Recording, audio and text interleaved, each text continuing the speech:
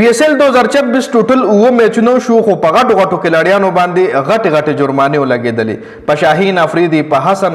حسن علي په فخر زمان په نسیم شاه په دې څلور کلاړیانو باندې غټ غټ جرمانه لګېدلې په څه وجه باندې لګېدلې نسیم شاه ته یو ټویټ ډیر زیات ګرن پرې وته یو ټویټ ول 2 کروڑ روپو پرې وته چې یو ټویټ مریم نواز پسو کو نو په نسیم شاه باندې 2 کروڑ روپۍ جرمانه ولګېدله حسن علي چې کله وکټ واغشت نو هغه نه پس داغه چې کم جشن د کم سلیبریشن دی نو هغه د ICC کوډ اف کنډکټ خلاف نو پاغه باندې د میچ 10% چې کم د میچ فیس ته دغه 10% جرمانه په لګیدله سکندر رضا خپل رشتہ دارانو سره ملو شو او د PSL دوران د شپې 11 بجې شاهین افریدي د سکندر رضا ملمانه د سکندر رضا کمرې لبوتلیو نو دغه په وجه په شاهین افریدي باندې 10 لک روپۍ جرمانه لګیدله فخر زمان بال ټیمپرینګ کیس کې په 2 میچونو پاغه باندې پابندي ولګیدله د PSL ټوټل 9 میچونو شو خدا ځل په کلاډیانو باندې غټ غټ جرمانه لګیدلې درې کیسونه پکې د خلاف ورزي دي یعنی کوډ اف کنډکټ چې کم بریچ ته دغه خلاف ورزي چونکه حسن علي خو چې کم سلیبریشن کړو نو سلیبریشن خو کلاډي ته الاود وي خو دغه سلیبریشن ل کریزي سلیبریشن نو